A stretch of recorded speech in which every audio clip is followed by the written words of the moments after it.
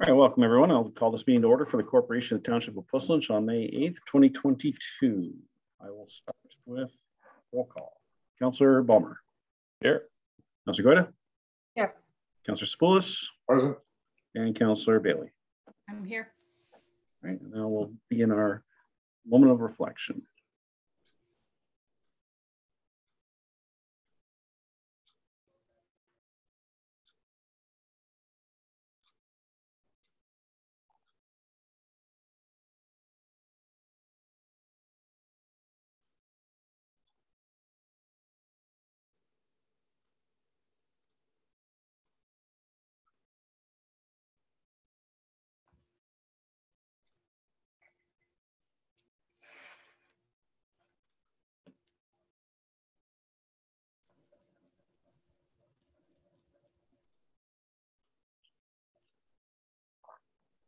Okay, that concludes our moment of reflection. Ms. White Fox, could you read the resolution for confirmation of the agenda, please? The council approves the May 11th, 2022 special meeting agenda as circulated. Can I get a mover for that, please? Councillor Bailey, seconded by Councillor Spoulos. All in favor, Councillor Balmer. Thank you. I believe I saw some late change come through. Should we have it as amended with that? Or does it just the items as opposed to the content of each item? Ms. White Fox. Councillor Balmer, I was looking at the items listed as needing it, but we can certainly address that revision when we get to that section of the bylaw. Okay, thank you so much. Any further comments? Okay, all in favor, Councillor Balmer. In favor. Councillor Goyda. In favor. Councillor Spoulos. In favor. Councillor Bailey. Favor. All right, do we have any disclosure of pecuniary interests, general nature thereof? None. Ms. White Fox, would you be able to add the title of Director of Finance to Ms. Hassan's name there, please? Yes, certainly. Just one moment.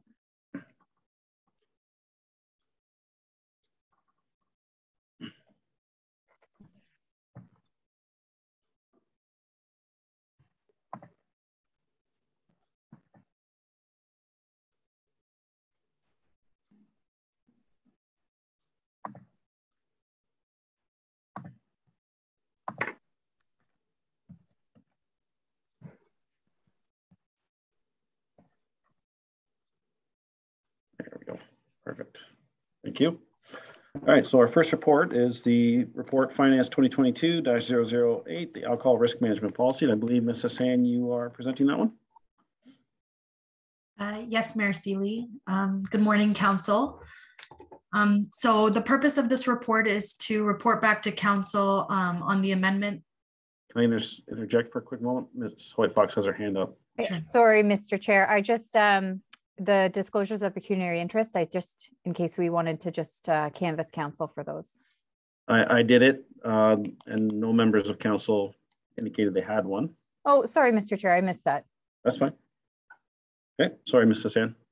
Thank you. So the purpose is to report back to Council on the amended alcohol risk management policy, just based on Council direction from the May 4th Council meeting. I just actually wanted to start off with just a quick introduction as to why this policy is coming back to Council today at the special Council meeting. So staff understand that pandemic restrictions have made event planning a little bit challenging for event organizers. With the recent reopening of the PCC and the completion of the kitchen renovations, today actually is the reopening day of the PCC. Staff are working closely with renters for booking events at the PCC. So we recommend that the ARM be in place prior to licensed events at the PCC, and the goal is to adopt the ARM to promote the health and safety of renters and attendees, and provide a responsible approach to serving and consuming alcoholic beverages. I just want to advise that, as with any policy, it is a living document that can be amended from time to time to ensure that we are continuing to promote best practices. So there are a number of new requirements outlined in the policy that must be fulfilled prior to holding a licensed event. The approval of the ARM will allow our services staff to better advise renters and provide them time to prepare and comply with the new policy. So subject to council approval, township staff will be able to advise the affected renters and advise them of the approval of the ARM. Staff anticipate it will take renters approximately a month to get their documentation in order and to ensure that the minimum number of event workers are secured in accordance with the policy. And so one of the friendly amendments to the bylaw that we recommend be implemented just for fair and consistency for all renters that have existing licensed rental contracts. We've added a clause to that bylaw that all existing licensed rental contracts with event dates scheduled within 30 days after passing the bylaw are excluded from the provisions of the ARM. We've also, the proposed bylaw has also been slightly amended from the one that was provided to council in terms of the security deposit amount of $750. So previously the bylaw had the actual amount within the bylaw, but we're just updating the bylaw to say that it's in accordance with the user fees and charges bylaw so that the policy doesn't need to be amended if the $750 amount changes in the future. Again, I'd like to just reiterate that we understand that the timing of the implementation of the policy is not ideal. There were a number of factors that contributed, such as the PCC kitchen renovation, the pandemic and closures of the PCC, and competing priorities and projects that we've had to take on during the pandemic. Services staff will work very closely with renters to ensure a smooth transition of the policy. I guess that's all I wanted to introduce this report back with for council's consideration. Now, Mrs. Sand, did you want to share your screen and go through maybe the key points that have been modified? I Yes, for sure. Go through every item, but that'd be great. Thank you. No problem. So I'm just going to open up the bylaw.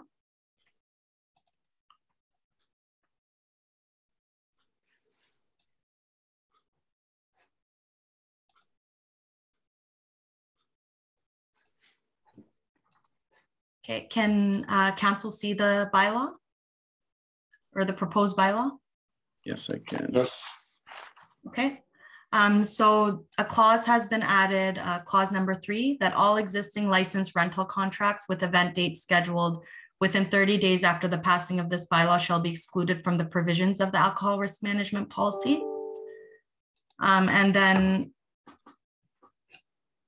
I'll just go to the other relevant clause with the friendly amendment. So the previous version of the policy had the security deposit amount of $750 noted in this section. It's just been amended slightly just to say that the amount is in accordance with the user fees and charges bylaw.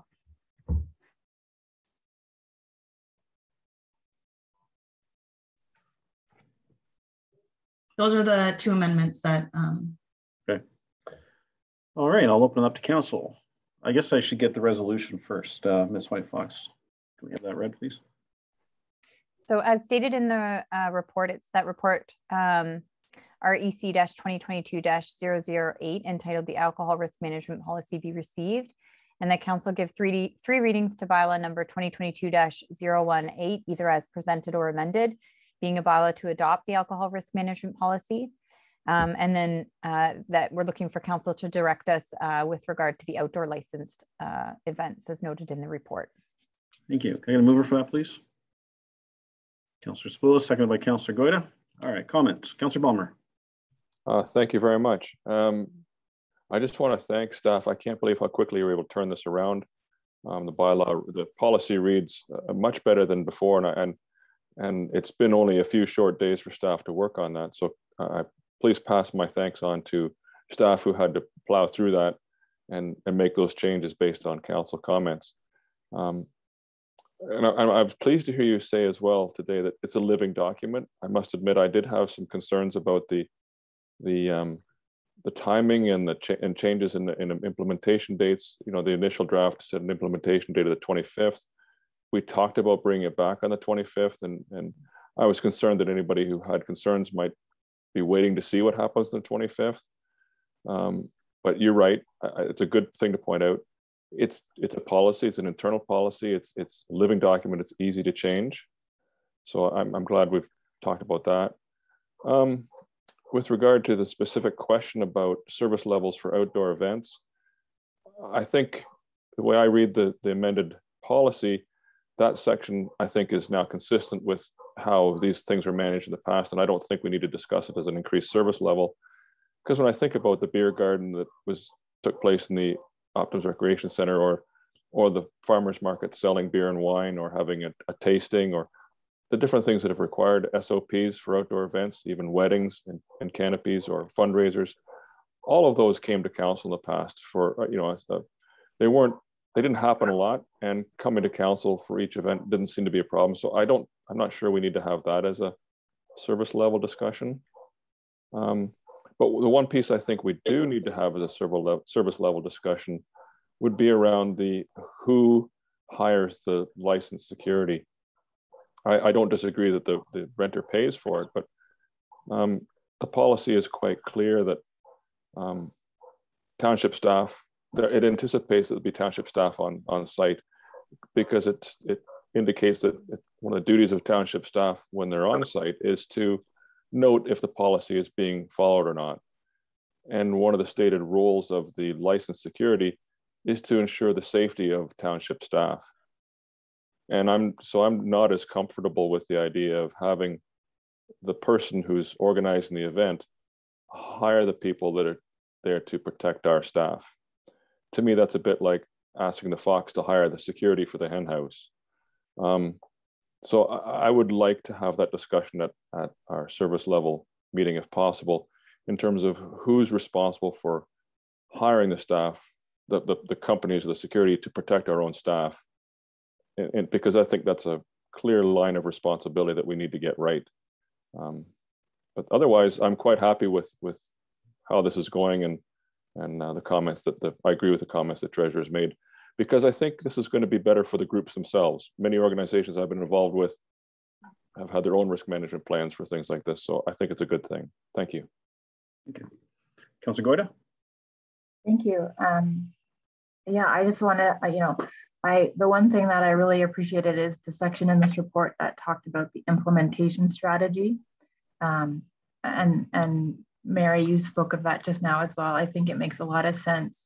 And I agree that it's important to have the arm in place now, with the understanding, as you mentioned, that it can be amended once there's been an opportunity to work within the parameters of the policy for a little while. And I think that's important. I want to reiterate Councillor Balmer's gratitude. I think staff have done a great job of incorporating a lot of feedback received from council and have done that work quickly.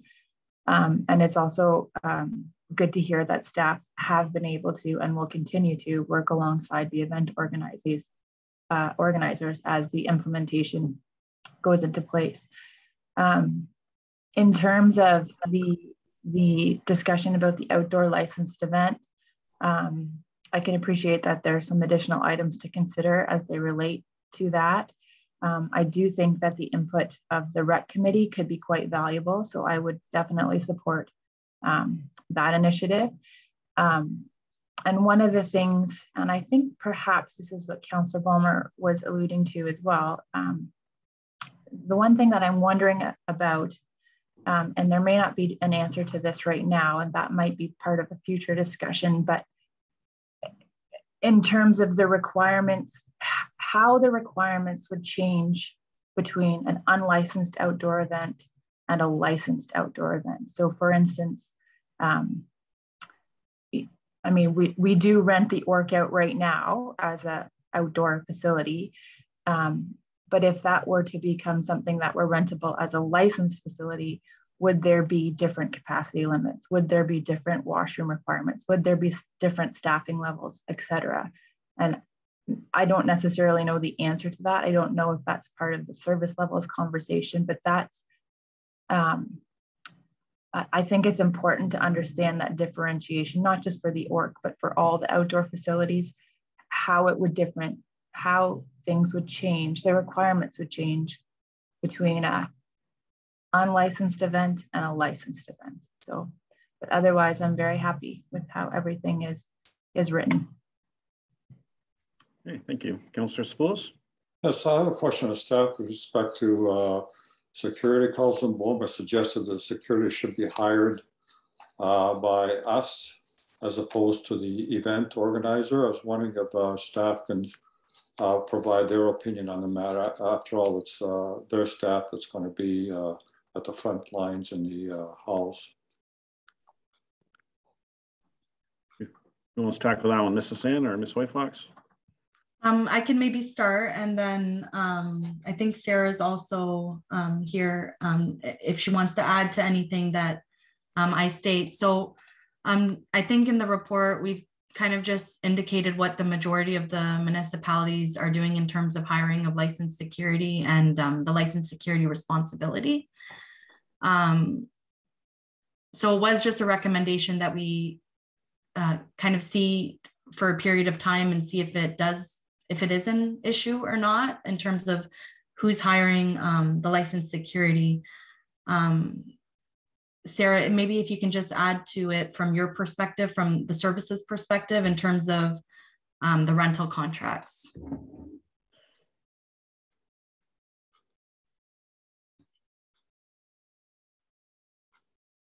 There, good morning. Yes, it is definitely something that we could add as another requirement and another service that the township provides.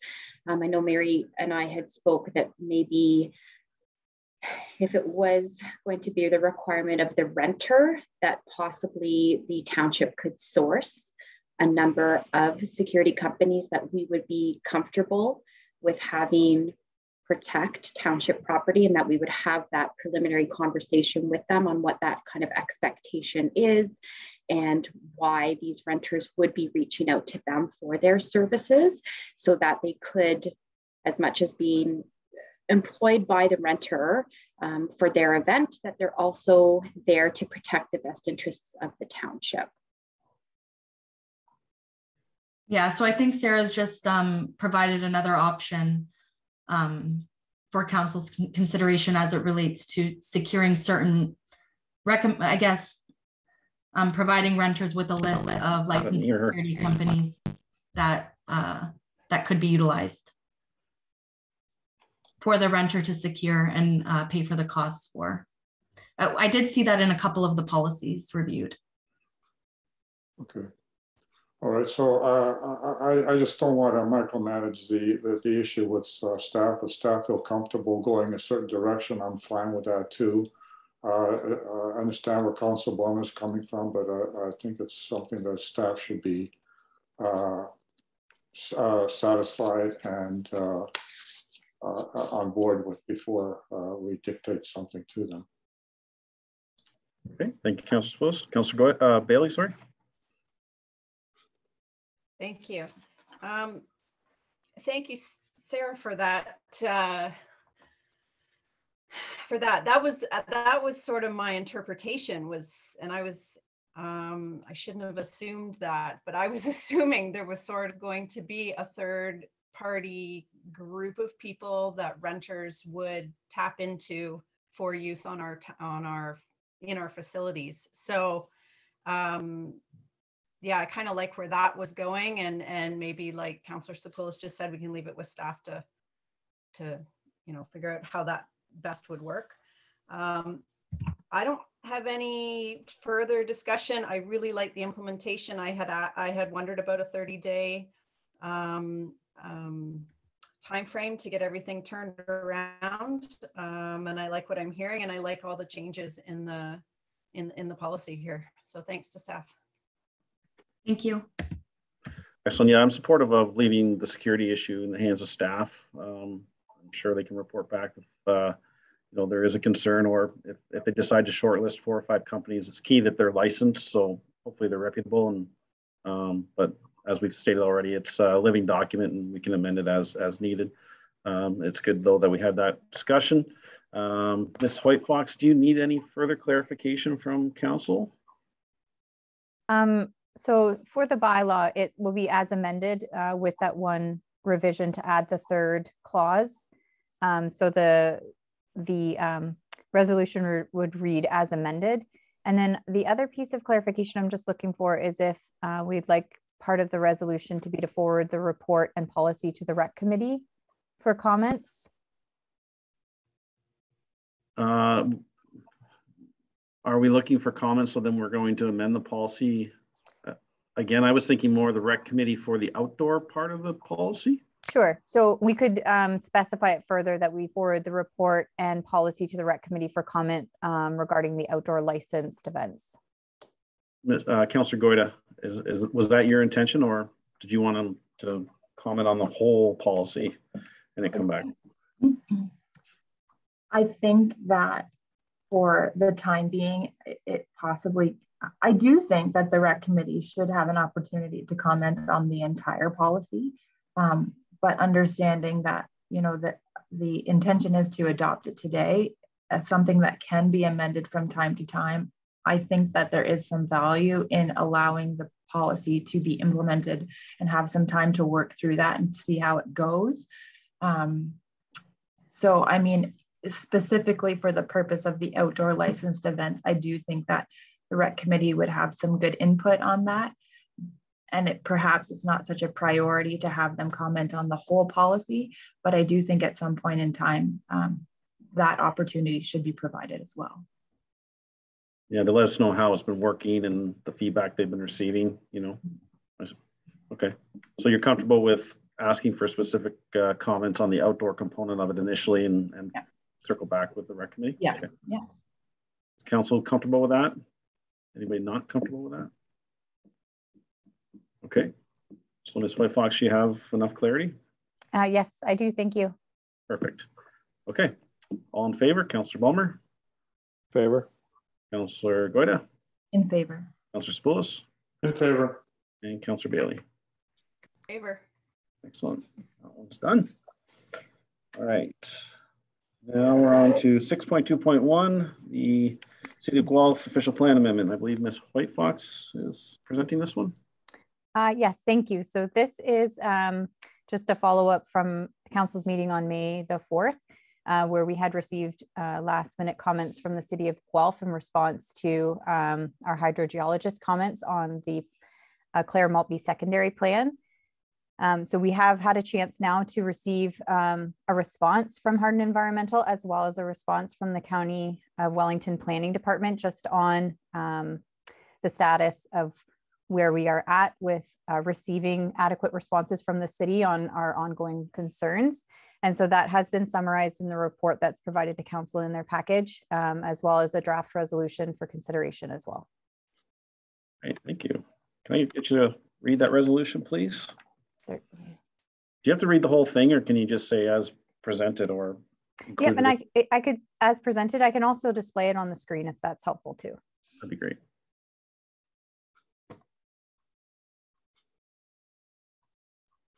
Just trying to save you some reading. Certainly. I appreciate it.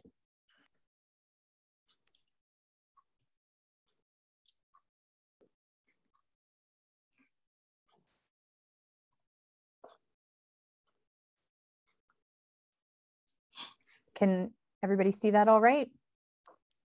See it quite yet.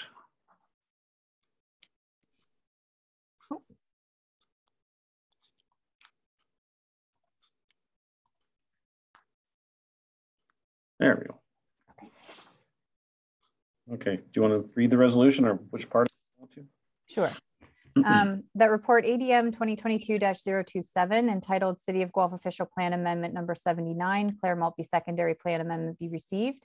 And whereas the Township of Plissonch is a key stakeholder in the development of the City of Guelph Official Plan number 79 and has consistently reviewed plan updates and provided comments to the City of Guelph since 2017. And whereas the City of Guelph has shown no commitment to implement meaningful long-term monitoring to protect water quality for residents in Official Plan Amendment number 79, as outlined in a number of reports submitted by the Township of Plissonch hydrogeologists to the City of Guelph.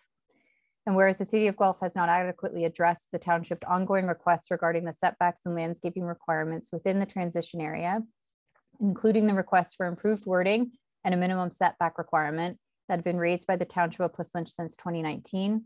And whereas the majority of the township planning comments dated August 11th, 2021, submitted to the City of Guelph for their statutory public meeting held in September of 2021 have not been acknowledged or implemented by the City of Guelph. Therefore, be it resolved that the Township of Plissonch formally objects to the approval of Official Plan Amendment number 79, Clare Maltby Secondary Plan Amendment, until such time that The concerns raised by the Township of Puslinch have been adequately addressed and incorporated into the proposed official plan amendment number 79. Thank you. Can I get a mover for that, please? I'll move. Councillor Spulis, seconded by Councillor Balmer. All right, comments. Councillor Balmer. Sounds good to me. Concise report, concise motion. Excellent. Councillor Goyda. Yeah, thank you. I fully support this resolution. I mean, I have a whole spiel as to why, but I think that the resolution itself is very well worded, and I would fully support it. Thank you. Councillor Spulis. Yes, I support the resolution. It speaks for itself, and the action we're taking, I think, is proportionate. Councillor Bailey. Thank you. I just had a question. It did say written responses were due or delegation. We haven't talked about a delegation at all. Is that ever common practice with something like this, or can staff comment on that? At this time, staff have not planned to attend the City of Guelph meeting to give a verbal delegation. We had just planned on submitting our written council resolution with the appended reports to it from our consultants. So do we think that that speaks enough to the severity of the situation and the wording in here? I would leave that to council's discretion, what you would prefer, but at this point in time, just following what we've done in the past would be to submit written, but it's for council's will of what they prefer. So Councillor Bailey, you're referencing the fact that we don't identify each of our concerns specifically in the resolution. Is that kind of the direction you're thinking? No, I think just physically showing up to voice our concern versus just sending something in writing usually sends a more meaningful message. That was just where my thoughts were going. I think at this point, because this resolution will go to City Guelph Council, most of our communication has been to staff. Is that correct, Ms. Whitefox, so far? We've submitted to staff at this point, and it does come across through public meetings and through their reports to council, but we have not submitted, to my knowledge, anything directly to council, which would be the intent this time, to submit it to the clerk's office for inclusion on their agenda for May 16th. So this should trigger some questions from their council, and then we have an opportunity to ask for them to come delegate to us, and opens up some other possibilities as well. So I'm pretty comfortable just sending it the way it is to council, and we'll see what happens. Hopefully we get some action. Okay. Excellent. All right. All in favor? Councillor Balmer? In favor. Councillor Goyda? In favor. Councillor Spulis? In favor. And Councillor Bailey? Favor. Okay, that's carried. I guess we have bylaws now. Ms. Whitefox?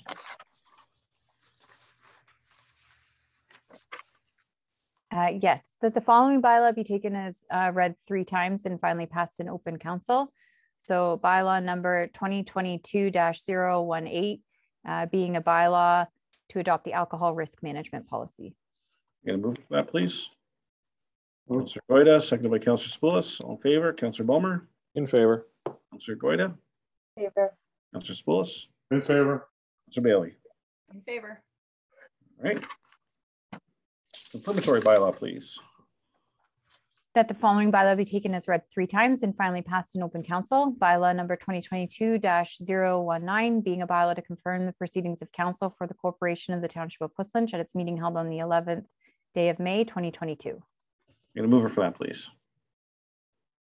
Councillor Bailey, seconded by Councillor Spulis. All in favor? Councillor Balmer? In favor. Councillor Goyda? In favor. Councillor Spulis? In favor. And Councillor Bailey? In favor. And adjournment. That council hereby adjourns at 11:29 a.m. Councillor Balmer, do you want to move that?